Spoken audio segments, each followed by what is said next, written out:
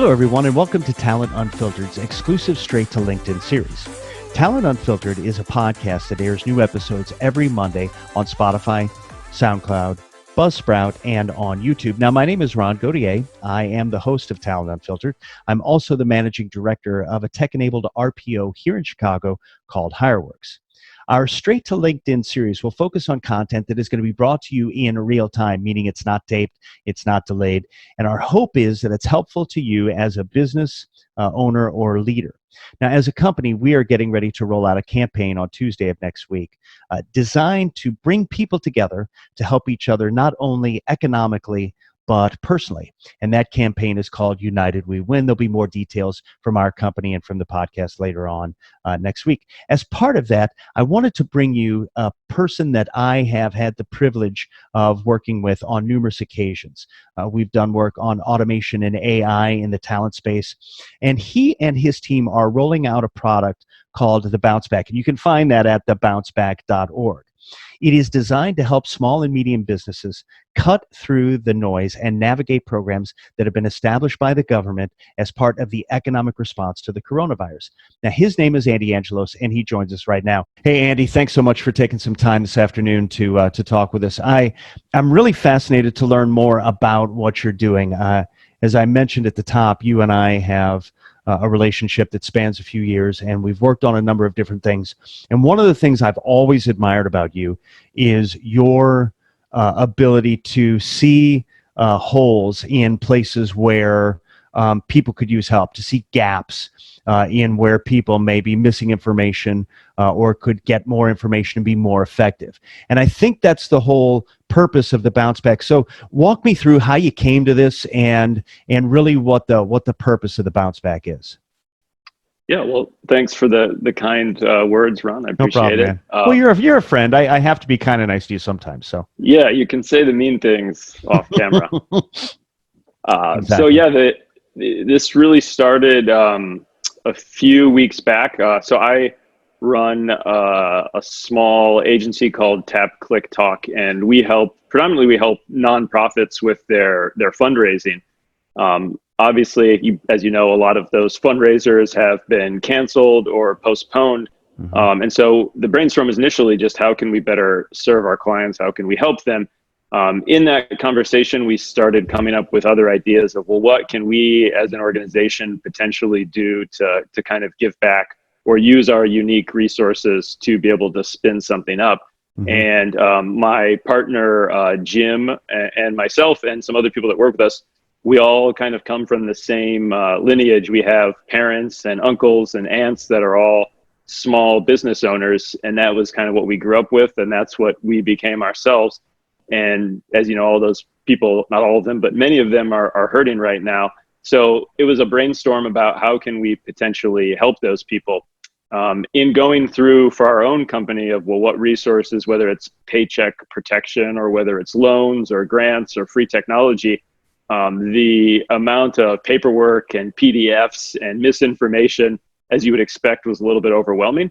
So the genesis for this idea of, is there a way to simplify it and make it easy, came about. So that's what we're doing is we want to be for small businesses, for nonprofits, and for some individual or sole proprietors, a place where they can cut through the clutter. They can get the information they need to either apply for themselves or have someone from our team get on the phone with them and just let them know, hey, we've read through this 1,000 times. Is there anything that we can do to help you? You know, Andy, it's interesting because when you think about small businesses, if you look at the unemployment numbers that just came out, you have 6.6 million Americans who filed new unemployment claims on Wednesday or Thursday of this past week. And over the last 2 weeks, you have something on the order of about 10 million Americans who have gone through and either been furloughed, laid off, fired, however the situation is. And a lot of that is due to the fact that small businesses don't have access and sometimes don't have the infrastructure to be able to do exactly what you're saying, and that is cut through the clutter to figure out how to keep people employed. So, there are a lot of great programs, I think, right now through the Small Business Administration, and there are opportunities for people to to get cash to hold workforces together. I don't know that it'll necessarily end up being enough. You know what I mean? Like, I'm not sure that that's going to be the case, but I do think that being able to get to a place where you can at least begin to get answers is super important. So when you look at the service that the Bounce Back, and by the way, folks, the tool is going to be called the Bounce Back. It'll be available on the web here very, very shortly. To use the tool, the Bounce Back, who is that targeted for? Is it small businesses? Is it businesses of any size, any particular industry that you guys feel like you can affect more than others? Have you given any thought to things like that? Yeah, so obviously large corporations are getting their own kind of bailouts and federal stimulus stuff. So this is more for smaller organizations that might not have a team that can go deploy all of their time to figure this stuff out. So I think there is a range for that. Some of the grants you see them restricted by employee size, so it's sub 50 employees. Others are revenue size, so you have to have under 7 million or under 3 million. So there is quite a range, but this is definitely for the smaller businesses, which, as I mentioned, with my business partners and my friends and my family, we've all been in that small where maybe you've got 50 employees, maybe you have 10 employees, but that thing is supporting families, it's supporting people. It's a really important ongoing entity, and it would be sad to see, just a kind of a mass extinction of those in the coming months. Sure. Do you find that what's been the response of people that I guess that you've talked to so far about this? I know that you're a guy that goes through iterations of things, that tries to figure out, what's missing, what more can we do, how can we make this more accessible to people. In the tests that you've done, what are you hearing from people about things that they want to see in the product? And what's the turnaround time for you guys to be able to, to add those features in? Yeah. So we are a volunteer driven team. As I mentioned, my company is contributing resources. So I'm handling a lot of the marketing and the data. My business partner is trying to get some partnerships for us. And then my friend Alex, who runs a design studio called Whatever Studios here in Chicago, is handling the front end. And my friend Paul, who is an awesome engineer who's worked with a number of nonprofits here in Chicago, is handling the back end. So turnaround time is limited to what 4 people at this moment, Sure. hopefully other volunteers that we're trying to wrangle in can do. But we've already been able to learn interesting things. So there's 2 things. One is on what information we provide. So from my experience and talking with, my dad's a CPA, and he's been filling out loans and grants for many of his clients. And Sure. in talking to him and talking to others, I learned that people want to know, what is the complexity of this application? Is it going to take me 30 minutes? Is it going to take me 2 hours? They want to know, is there readily available customer service? So can I email someone to get an answer quickly? What's that turnaround time? Can I call? Can I get on the phone? Is it a black hole? They also want to know what is required of me before I come in.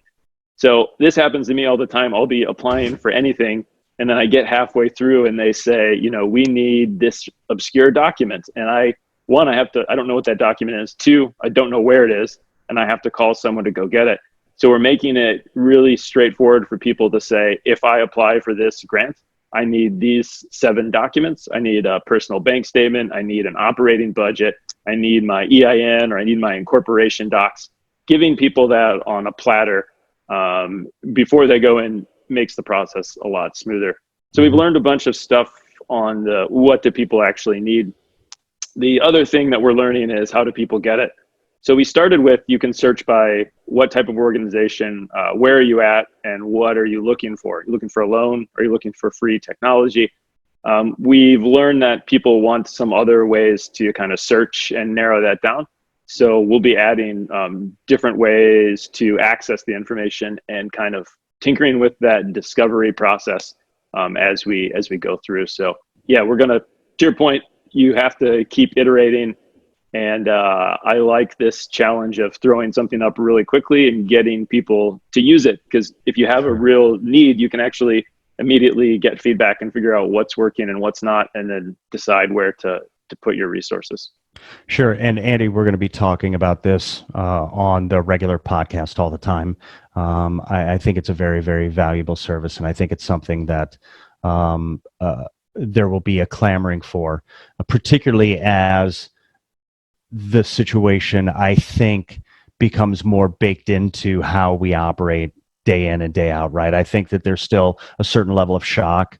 I think that people are surprised. I think that some people believe that retail and hospitality industries, and I think in large part, a lot of the jobless claims that we see are built into those industries. I do think that that's a big part of it, but I do think once it begins to span out across other sectors, that you're going to see people begin to clamor for this. So the last question I have for you is, as you look forward, do you see a place for this particular kind of a service once the initial crisis is passed? Do you see a place where this can become a resource for small business owners as they begin to climb out of this? It's not just hold it together now, but what might happen down the road once the initial crisis is passed? Do you see a place for this particular service there? Yeah, for sure. I think that's in the name. The bounce back, to me, is about that. Right now, you're in preservation. I think many of us are in preservation mode, but we're doing that because we want to bounce back. We want to come back, and we hope that we can be stronger and better than ever, because what we're living in right now is not going to be the way that we live forever. So I do think that there are ways to help businesses become better prepared, or just know what is available to them in growth tools. I mean, the SBA is not something that just popped up for this crisis. It's always there. Sure. And they're favorable loans that are kind of confusing to fill out.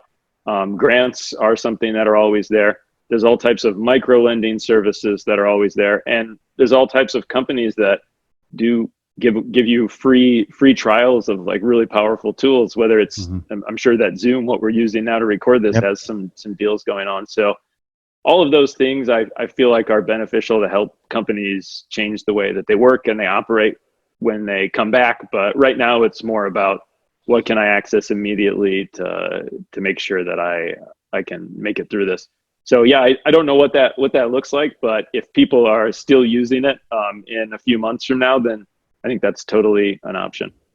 You know, it's funny because you're exactly right. The way you describe it as being in preservation mode. I think all of us, running a small business myself, and being responsible to investors and leadership is challenging. And I can't imagine how painful it is for some businesses who have literally had to shutter their doors or shutter their business in just a few weeks.